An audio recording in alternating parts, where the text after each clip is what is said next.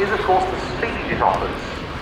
Tilt-rotor aircraft combines the vertical takeoff, hover and vertical landing qualities of the helicopter, but with the long-range fuel efficiency and, of course, the speed characteristics of a turbofan. And in this case, the capacity of the Osprey means it can transport 24 combat troops inside the fuselage, as well as, or instead of that, 20,000 pounds of internally stored or 15,000 pounds of external cargo, and of course, you can see from the large nose probe, it's air-to-air refueling capable. A collaborative effort between Boeing and Bell. Boeing builds the fuselage and all the subsystems, it provides the digital avionics and the fly-by-wire control systems. Bell provides the wing, the transmission, the empennage, the rotor systems, and the engine installation. The raison d'etre of the CV-22B, which is the version in US Air Force Special Operations Command service, is long-range missions in support of that command's objectives. So it infiltrates forces into theatre, resupplies them while they're there, and then exfiltrates them when the operation is at an end. This aircraft has a combat radius of 500 nautical miles with one internal auxiliary fuel tank, but it can air-to-air refuel from MC-130, another of which we've got on the static part here, to give the Osprey a range of more than 2,000 nautical miles of endurance and up to 5 hours.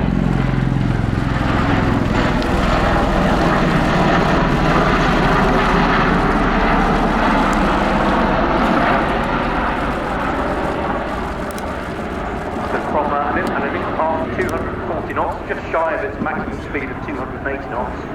You can see that the tilt rotor is there at about 20 degrees from the vertical, slowing the aircraft down to about 80 knots as it turns back around to the right to run back down the A axis.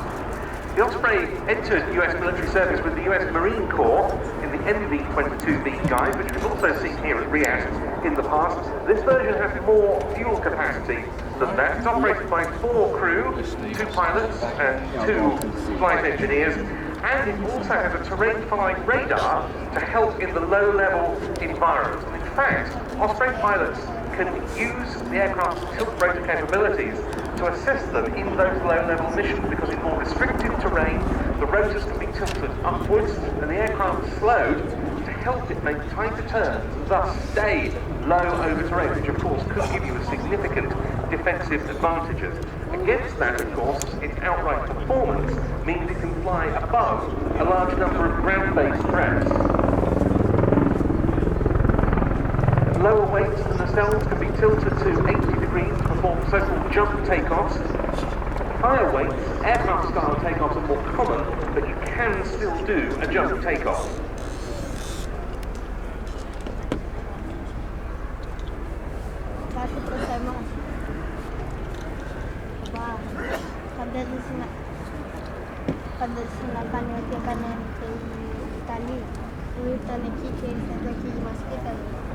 The aircraft is also now in service as a carrier on-board delivery platform, with the US Navy replacing the C-2 Greyhound.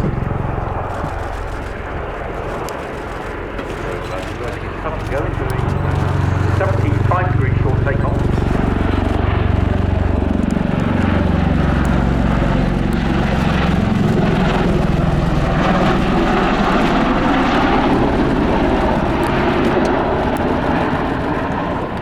You may also have seen them in the media when they perform the Presidential Transport Support role with US Marine Corps Presidential Transport Squadron HMX-1, often carrying support personnel and the media when the US President goes on overseas visits.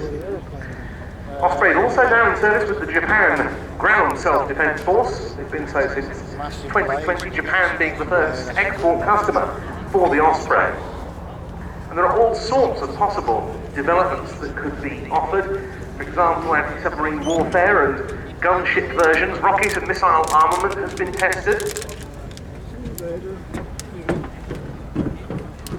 They've also, in US Marine service, become tankers themselves, able to refuel fighter aircraft as well as helicopters and other Ospreys, such as the speed range at which these machines can operate. The maximum altitude, and of course the speed, is the one thing that delineates this from other vertical takeoff transport aircraft. I did a a ground tour in Afghanistan a decade ago and travelled extensively throughout the country. For the first 6 months we were there, we flew extensively in the Black Hawk and Chinook, and was probably airborne for about 3 hours of each day that we were travelling. As soon as the CV-22 came along, those times were cut by half. Entered service with the US Air Force with the 1st Special Operations Wing at Hollywood Field, Florida in early 2007, but since then the 27th Special Operations Wing in Canada, based in Mexico, has received those deployed by the 2nd of June 2013, and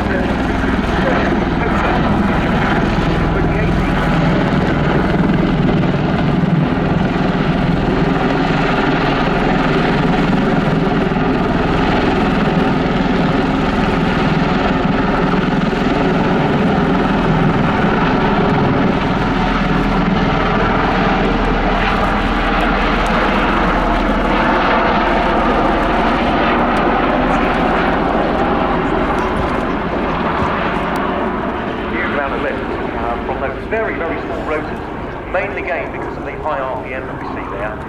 11 metres on rotor diameter there, comparing to 30 metres on the Chinook we saw earlier today. And it was Major Patrick Gill as the aircraft captain today, Captain Michael Fontaine. His co-pilot, Bay in the Bell Boeing CV-22B Osprey from the United States Air Force.